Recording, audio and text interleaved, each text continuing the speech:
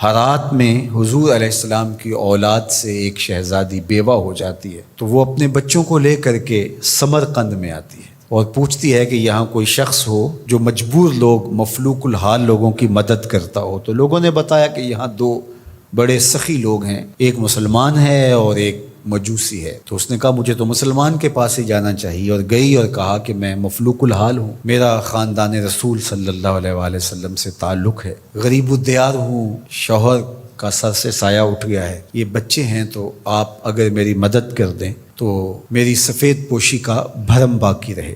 تو اس نے کہا کہ بہت سارے لوگ آتے ہیں اور اس طرح کی باتیں کرتے ہیں، تم بتا سکتی ہو کہ تمہارے پاس کیا ثبوت ہے خاندان رسول سے ہونے کا؟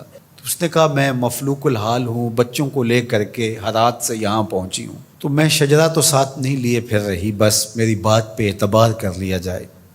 اس نے کہا کہ میں تیری بات پہ اعتبار نہیں کر سکتا۔ خیر وہ وہاں سے اٹھی اور اس مجوسی کے پاس چلی گئی اور اس کو جا کے بتایا کہ مفلوک الحال ہوں، یہ میرے چھوٹے یتیم بچے ہیں، میں رسول کریم صلی اللہ علیہ وآلہ وسلم کی اولاد سے ہوں، تو آپ اگر میری مدد کر دیں۔ تو اس نے انتظام کر دیا ایک چھوٹے سے گھر کا، اور جو ضروریات کی چیزیں تھیں وہ باہم پہنچا دیں۔ یہ بھی سو گیا اور وہ مسلمان تاجر بھی سو گیا۔ ابن جوزی لکھتے ہیں کہ جب رات ہوئی تو اس مسلمان تاجر نے، سخی نے، خواب میں جنت کے منظر کو دیکھا کہ ایک خوبصورت محل ہے جس کے پاس حضور نبی رحمت صلی اللہ علیہ وآلہ وسلم کھڑے ہیں۔ تو یہ آگے شوق سے بڑھا اور کہا حضور یہ محل اگر آپ مجھے عطا کر دیں۔ تو فرمایا یہ ایک مسلمان کا ہے۔ تو کہا میں بھی تو مسلمان ہوں۔ فرمایا تیرے مسلمان ہونے کا ثبوت کیا ہے؟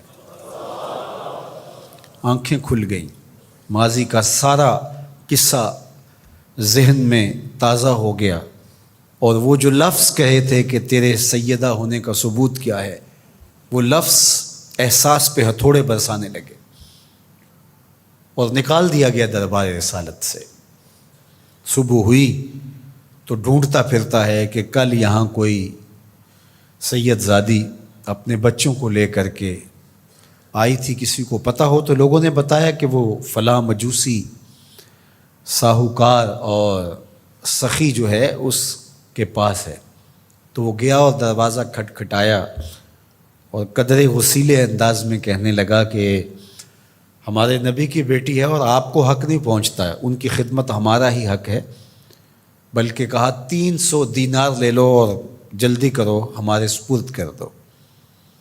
تو اس نے مسکرا کے دیکھا، کہا کہ میں نے تو انڈٹھا سودا کیا تھا، اب تو منظر دیکھ چکا ہوں، جہاں رات آپ کو دھکے دے کر نکالا گیا وہاں مجھے وعدہ دیا گیا کہ تو نے میری بیٹی کی خدمت کی ہے، تجھے اور تیری نسل کو جنت کی ضمانت دی جاتی ہے، اور میں تو حضور کے ہاتھ پہ کلمہ پڑھ کے اسلام قبول کر چکا ہوں۔ اللہ اکبر۔ نسبت رسول کا احترام، محض نسبت رسول، عمل تو بعد میں آتے ہیں۔ اللہ اکبر۔ تو فرمایا کہ احبو لأہل بیتی لحبی، میرے اہل بیت سے محبت میری وجہ سے کرو۔ اللہ اکبر۔ امت کو سمجھنا چاہیے کہ اہل بیت رسول کا معاملہ کتنا حساس اور کتنا نازک ہے، اور آقا کریم نے کس قدر اس کو اہمیت کے ساتھ حجۃ الوداع کے موقع پر ارشاد فرمایا، اور دوسرا حضور علیہ السلام نے مقام خم پر باقاعدہ خطاب کرتے ہوئے ارشاد فرمایا۔ یہ مکہ اور مدینہ کے درمیان ایک جگہ ہے۔ الا ایھا الناس، اے لوگو، انما انا بشر یوشک ان یاتی رسول ربی فاجیبہ، فرمایا کہ میں بشر ہوں، موت کا فرشتہ پیغام لے کر میرے پاس بھی آئے گا اور میں رب کے بلاوے پر حاضر ہو جاؤں گا۔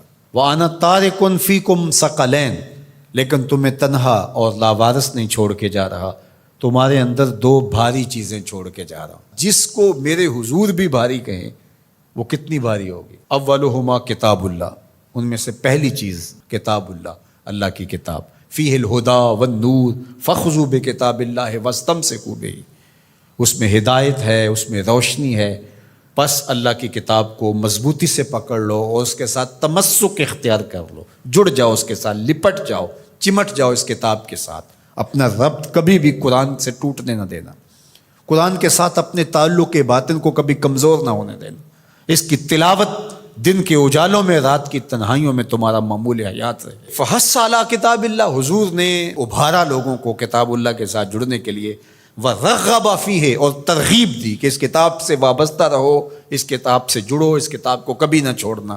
ثم قال، پھر ارشاد فرمایا، وَأَهْلُ بَيْتِي، اور میرے اہل بیت، اذکرکم اللہ فی اہل بیتی، اذکرکم اللہ فی اہل بیتی، اذکرکم اللہ فی اہل بیتی، 3 مرتبہ فرمایا، میں تمہیں اپنے اہل بیت کے بارے میں اللہ سے ڈراتا ہوں، تذکیر کرتا ہوں، نصیحت کرتا ہوں کہ میرے اہل بیت کے معاملے میں کوتاہی نہ کرنا۔ 1 بار نہیں کہا، 2 بار نہیں کہا، 3 بار فرمایا۔ نگاہ نبوت کچھ دیکھ رہی تھی کہ لوگ کربلا کے اندر شہزادگان رسول کو شہید کرنے کے در پے ہوں گے، اور اہل بیت نبوت کی عظمتیں لوگوں کو ہضم نہیں ہو پائیں گی۔ تو حضور نے 1 بار نہیں، 2 بار نہیں، 3 بار فرمایا کہ میرے اہل بیت کے معاملے کے اندر ان کی حساسیت اتنی ہے کہ کوتاہی کا ارتکاب نہ کرنا۔ اہل بیت نبوت کا معاملہ بہت حساس ہے، بہت ہی حساس ہے۔ یزید پلیت نے اہل بیت کے ساتھ ٹکر لے کے اپنی عاقبت بھی برباد کر لی اور اپنی دنیا بھی برباد کر لی، اور اپنی نسلوں کو بھی بدبودار بنا لیا اس نے۔ یزید کا نام بدی کا استعارہ بن گیا، دشنام سے بھی بدتر، گالی سے بھی بدتر یزید کا نام ہے۔ حضرت امام حسین رضی اللہ تعالیٰ عنہ حق کا استعارہ بن کے ابھرے، اور قیامت تک ان کا نام زندہ، روشن، سرخرو، کامیاب اور بامراد رہے گا۔ رہتی دنیا تک حسین کے نام کا جھنڈا اونچا ہی رہے گا۔